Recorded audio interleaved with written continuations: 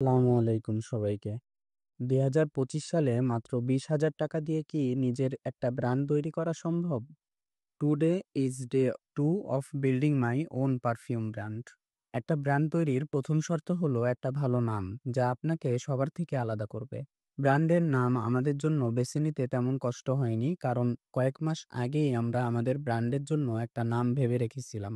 নামের পর দরকার ছিল একটা লোগো, যা আমাদের আইডেন্টিটি দেবে, সবার থেকে আলাদা করবে। তাই আমি গুগল এআই কে আস্ক করা শুরু করলাম আমার ব্র্যান্ডের জন্য একটা ইউনিক লোগো প্রম্পট দিতে। এআই আমাকে কিছু প্রম্পট দিল, সেই অনুযায়ী আমি লোগো ক্রিয়েট করা শুরু করলাম। এরপর ক্যানভা, ফটোপিয়া আর পিন্টারেস্ট ঘাটাঘাটি করলাম বেস্ট আউটপুটটা পাওয়ার জন্য, এবং এআই আমাকে কয়েকটা রেজাল্ট দিল, যেটার মধ্যে আমার এইটা পছন্দ হয়েছে। এখন এই লোগোটাকে আমি নিজের মতো এডিট করব।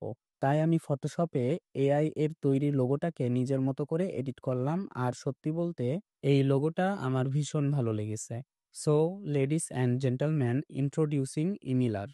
নিজের রুম থেকে একটা ব্র্যান্ড তৈরি করার এই যাত্রায় আমার পাশে থাকার জন্য আমাকে ফলো করতে ভুলবেন না। See you in day 3।